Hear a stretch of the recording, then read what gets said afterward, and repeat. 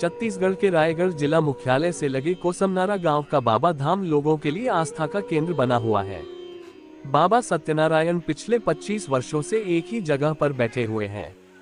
यहां पहुंचने वाले लोग उन्हें भगवान मानते हैं। अब लगातार उनकी ख्याति बढ़ती जा रही है। प्रदेश ही नहीं, देश भर से लोग अब उनके साथ जुड़ रहे हैं।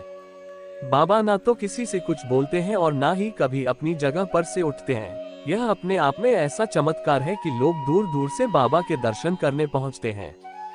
श्री श्री सत्यनारायण बाबा देवरी डूमरपाली नामक गांव के मूल निवासी हैं, जिनका जन्म 12 जुलाई 1984 में हुआ था। इनके पिता का नाम दयानिधि एवं उनके माता का नाम हसमती है।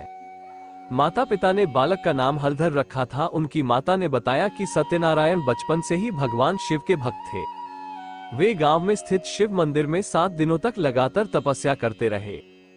16 फरवरी 1998 को हलधर घर से स्कूल के लिए निकले एवं अपने गांव से लगभग 18 किलोमीटर दूर कोसमनारा गांव में तप करने बैठ गए। इसी दिन से बाबा एक पत्थर को शिवलिंग मानकर अपनी जीभ काटकर शिव तपस्या में लीन हो गए। यहीं से उनके बाबा सत्यनारायण बनने की कहानी शुरू हुई। उस दिन से लेकर आज तक बाबा उसी स्थान पर बैठकर तप कर रहे हैं। सत्यनारायण बाबा की मां बताती है कि उनके 2 बेटे और 1 बेटी है। सबसे बड़ा बेटा सन्यासी बन गया है। छोटा बेटा खेती किसानी का परिवार चलाता है।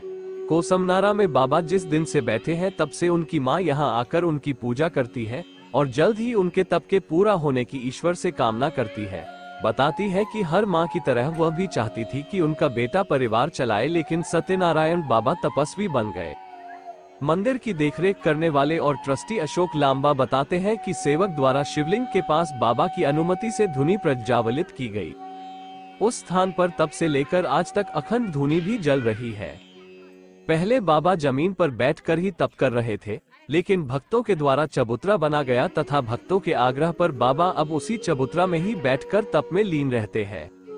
बाबा की तपस्या को देखकर श्रद्धालुओं भीड़ लगातार बढ़ती गई एवं बाबा की 24 घंटे देखरेख होने लगी। वर्तमान में बाबा की ख्याति चारों ओर फैली हुई है। लोगों के चढ़ावे से जो भी रुपए कमाते हैं उससे बाबा धाम के जीर्णोद्धार में उपयोग किया जा रहा। भक्तों के लिए प्रसाद, उनके खाने की व्यवस्था और रुकने के लिए बेहतर व्यवस्था ट्रस्ट के द्वारा होता है। बाबा सत्यनारायण किसी से भी बात नहीं करते। जरूरत के मुताबिक ही वो भी इशारों से ही समझाते हैं। हर मौसम में धूप, बारिश, ठंडी में भी बाबा खुले आसमान के नीचे ही बैठे रहते हैं। यहाँ हर साल लाखों लोग बाबा के दर्शन के लिए आते हैं। सावन हो या महाशिवरात्रि, यहाँ पर भक्तों का भारी भीड़ साल भर लगा रहता है। छत्तीसगढ़, उड़ीसा और अन्य राज्यों से आए लोग बताते हैं कि इनके चमत्कार के बारे में वो सुने हैं और उसी को देखकर लोग इनके पास दर्शन के लिए आते हैं। कहते हैं कि इनके दर्शन करने से ही सारे दुख दूर हो जाते हैं और मनचाही कामना पूर्ण होती है। इनको अपनी जगह से उठकर दूसरी जगह जाते नहीं देखा है और ना ही कभी धूप, बरसात, आंधी तूफान में उठते दिखा है। मौसम हो, बाबा एक जगह पर ध्यान मुद्रा में बैठे रहते हैं। बाबा के तपस्या के सफर को दिखाने के लिए मंदिर के दीवार पर साल 1998 से लेकर 2022 तक की तस्वीर लगी हुई है और लोग इसे पढ़कर समझते हैं कि किस तरह बाबा लगभग 25 साल से एक जगह पर एक ही मुद्रा में ध्यान लगाए हुए तप करते बैठे हुए हैं। भारतीय संस्कृति से जुड़ी खबरें पाने के लिए हमारे चैनल को सब्सक्राइब जरूर करें। धन्यवाद।